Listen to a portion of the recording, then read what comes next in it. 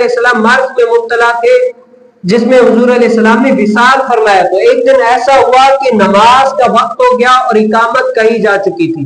کیا ہو گیا؟ حضور علیہ السلام نماز کی پابندی کیا کرتے تھے, وقت کی پابندی کیا کرتے تھے.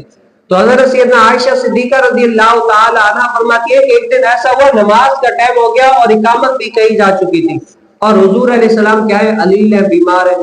تو حضور علیہ السلام نے کیا فرمایا کہ اے عائشہ, حضرت سیدنا ابوبکر صدیق رضی اللہ تعالی عنہ کو حکم دو کہ وہ نماز پڑھائیں. تو حضرت سیدنا عائشہ صدیقہ رضی اللہ تعالی عنہ نے حضور علیہ السلام کو عرض کی, یا رسول اللہ, صدیق اکبر نرم دل ہے, اگر آپ کی جگہ پر کھڑے ہو جائیں گے نا, آپ کو نہیں دیکھیں گے تو وہ نماز نہیں پڑھا سکیں گے. یا رسول اللہ, عمر بن خطاب کو حکم دے دیں کہ وہ نماز پڑھا لیں. تو حضور علیہ السلام نے پھر فرمایا, کیا فرمایا کہ اے عائشہ, حضرت سیدنا ابوبکر صدیق کو حکم دو کہ وہ لوگوں کو نماز پڑھائے. تو حضرت سیدنا عائشہ صدیقہ رضی اللہ تعالی عنہا نے پھر ویسے ہی فرمایا کہ یا رسول اللہ, ابوبکر صدیق نرم دل کے ہیں, آپ کی جگہ پر کھڑے ہوں گے, آپ نہیں ہوں گے تو نماز پڑھا نہیں سکیں گے, آپ کسی اور کو حکم دے دیں. تو پھر حضور علیہ السلام نے کیا فرمایا کہ اے عائشہ, حضرت سیدنا ابوبکر صدیق رضی اللہ تعالی عنہ کو حکم دو کہ وہ لوگوں کو نماز پڑھائے, اور پھر فرمایا کہ تم یوسف کو گھیرنے میں لینے والیوں کی مثل ہو.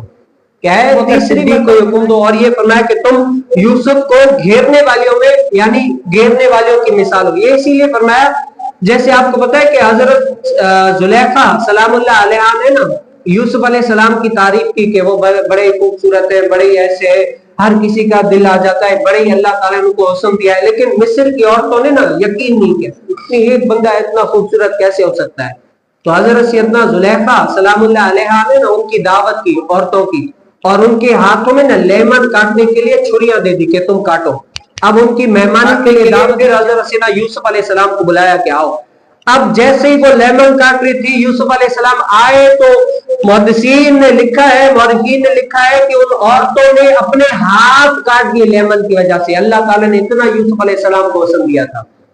تو یہاں پر حضرت سیدنا زلیخا سلام اللہ علیہ نے جو مقصد تھا نا وہ دعوت نہیں تھا, بلکہ یوسف علیہ السلام کا جلوہ دکھانا مقصود تھا, یوسف علیہ السلام کی خوبصورتی دکھانا مقصد تھا. اور جو حضرت سیدنا عائشہ صدیقہ رضی اللہ تعالی عنہ نے فرمایا تھا نا کہ حضرت سیدنا صدیق کے اوپر نرم دل کے ہیں, نماز نہیں پڑھا سکیں گے, حالانکہ مقصد وہ یہ نہیں تھا.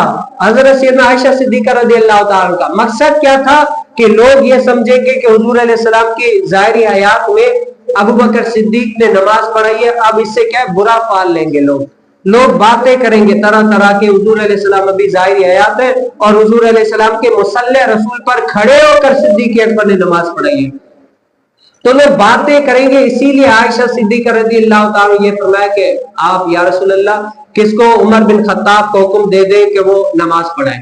لیکن حضور علیہ السلام نے فرمایا نہیں, ابو بکر ہی پڑھائیں گے. تو جیسے ہی حضرت سیدنا ابو بکر صدیق رضی اللہ تعالی عنہ نے نماز پڑھائی تو کچھ حضور علیہ السلام کی طبیعت میں افاقہ ہوا تھا, تو حضور علیہ السلام دو لوگوں کے سہارے مسجد کی طرف چلے. تو حضرت سیدنا عائشہ صدیقہ رضی اللہ تعالی عنہ فرماتی ہے میں دیکھ رہی ہوں کہ حضور علیہ السلام کے چلنے کی وجہ سے جو زمین پر لکیر بن رہی ہے نا, میں اس کو دیکھ رہی ہوں. اب جیسے ہی حضور علیہ السلام اس جماعت میں شامل ہو رہے تو صدیق اکبر پیچھے آنے کی کوشش کی, تو آپ علیہ السلام نے اشارہ فرمایا نہیں, وہیں پر رکے رہو. تو یہاں تک کہ حضرت سیدنا صدیق اکبر رضی اللہ تعالیٰ کے پہلو میں حضور علیہ السلام پہنچ گیا اور وہاں پر نماز پڑھ رہے. تو اور حضرت سیدنا عائشہ صدیقہ رضی اللہ تعالی عنہ فرماتی میں دیکھ رہی ہوں کہ گویا کہ مجھے ایسا لگ رہا ہے کہ حضور علیہ السلام کی ابتدا ابو بکر کیے ہوئے ہیں اور ابو بکر کی ابتدا تمام ہی لوگ کیے ہوئے, ایسا ماجرا ہوا ہے. اور یہ ماجرا کیسے ہوا؟ محدثین فرماتے ہیں کہ ایک مرتبہ حضرت سیدنا عائشہ صدیقہ رضی اللہ تعالی عنہ حضور علیہ السلام کسی جنازے سے لوٹ کر گھر کی طرف آئے تو حضرت سیدنا عائشہ صدیقہ رضی اللہ تعالی زار و قطار کہہ رہی ہائے میرا سر, ہائے میرا سر, یعنی سر میں درد, اتنا تکلیف تھی. تو وہ باویلا یا کہہ لے کہ زور زور سے کہہ رہی تھی ہائے میرا سر. تو یہ عورتوں کی عادت بھی ہوتی ہے. تو حضور علیہ السلام نے کیا فرمایا, اے عائشہ کیا ہو گیا تمہیں, اگر تم مجھ سے پہلے وصال فرما جاؤ, انتقال کر جاؤ تو تمہیں کفن بھی پہناؤں گا اور تمہاری نماز جنازہ بھی ادا کروں گا. تو حضرت سیدنا عائشہ صدیقہ رضی اللہ تعالی عنہ نے فرمایا یا رسول اللہ یہ میرے لیے تو کیا ہے وقت کی بات ہے کہ میرا جنازہ آپ پڑھائیں گے. اور یہاں پر جو حضور علیہ السلام بیمار ہوئے نا علالت کی وجہ سے, کچھ جوہلاء نے لکھا کہ ثم معاذ اللہ حضور علیہ السلام کو نمونیا ہو گیا تھا جس کی وجہ سے حضور علیہ السلام وصال فرما ہے. تو محدثین نے فرمایا کہ نہیں, نمونیا یہ شیطان کی طرف سے ہوتا ہے. جس کی طرف سے نمونیا یہ شیطان کی طرف سے ہوتا ہے, اور شیطان نبی کریم صلی اللہ علیہ وسلم پر مسلط ہو ہی نہیں سکتا. اسی لیے یہ جو حضور علیہ السلام نے وصال فرمایا یہ نمونیا کی وجہ سے نہیں فرمایا. یہ کیا ہے, اس کے علاوہ حضور علیہ السلام نے جو اللہ کی طرف سے تھا اس وجہ سے حضور علیہ السلام وصال فرمایا گیا. اور یہاں سے یہ بھی بات ثابت ہوئی جو سب سے زیادہ افضل کون ہے, نبی کریم صلی اللہ علیہ وسلم کے بعد افضل البشر بعد الانبیاء بالتحقیق حضرت سیدنا ابو بکر صدیق رضی اللہ تعالی. وہ کون سے تمام صحابہ کرام رضی اللہ تعالی اجمعین میں کون سے افضل ہیں, حضرت سیدنا صدیق اکبر رضی اللہ تعالی. اور میں آپ کو ایک دوسری بات بتاؤں, نبی کریم صلی اللہ علیہ وسلم کے تمام ہی صحابہ کرام میں جو افضلیت والے صحابہ کرام ہیں نا, وہ کون سے, جو نبی کریم صلی اللہ علیہ وسلم کے افضل صحابہ کرام ہیں وہ فتح مکہ کے جو 313 صحابہ کرام ہیں نا, سب صحابہ کرام میں افضل جو صحابہ کرام ہیں وہ 313 صحابہ کرام ہیں. یعنی تمام صحابہ کرام میں جس کی فضیلت ہے ان کی کن کی ہے, جو 313 ہیں. اور ان سے 313 میں کون سی افضل ہے, جو عشرہ مبشرہ ہے جن کو نبی کریم صلی اللہ علیہ وسلم نے حیات ظاہری میں جنت کی بشارت دے دی کہ یہ جنتی صحابہ ہیں. اور ان عشرہ مبشرہ میں جو صحابہ کرام افضل ہیں وہ کیا ہیں, نبی کریم صلی اللہ علیہ وسلم کے خلفۂ راشدین ہیں, 4 صحابہ کرام. اور ان چاروں میں سے بھی افضل کون ہے, حضرت سیدنا ابو بکر صدیق رضی اللہ تعالی. اس کے بعد کون سے, حضرت سیدنا عمر فاروق رضی اللہ تعالیٰ. اس کے بعد کون سے, حضرت سیدنا عثمان غنی رضی اللہ تعالیٰ. اور اس کے بعد کون سے, حضرت سیدنا مولا علی رضی اللہ تعالیٰ. یعنی مولا علی رضی اللہ تعالیٰ کون سے, چوتھے نمبر پر ہے فضیلت میں. کتنے, چوتھے نمبر پر ہے. آج آپ نے کچھ روافظ میں اور کچھ ایسے کالے ہوتے ہیں نا, کہتے ہیں تمام صحابہ کرام رضی اللہ تعالی اجمعین میں جو سب سے افضل ہے وہ کچھ کہتے ہیں کہ مولا علی رضی اللہ تعالیٰ. لیکن ہمارا عقیدہ کیا ہے, قرآن سے اور نبی کریم صلی اللہ علیہ وسلم کی حدیث سے, اور افضلیت صدیق اکبر رضی اللہ تعالیٰ عنہ پر صحابہ کرام رضی اللہ تعالی اجمعین کا کیا ہے, اجماع ہے. کیا ہے, اجماع ہے, جس کے لیے نبی کریم صلی اللہ علیہ وسلم نے فرمایا کہ میری امت کا اجماع کبھی بھی گمراہی پر نہیں ہوگا. تمام صحابہ کرام کا اجماع ہے کہ تمام صحابہ کرام میں جو فضیلت ہے نا سب سے افضل ہے وہ کون سے, حضرت سیدنا صدیق اکبر رضی اللہ تعالیٰ عنہ ہے. صحابیت میں سارے صحابہ کرام برابر ہے.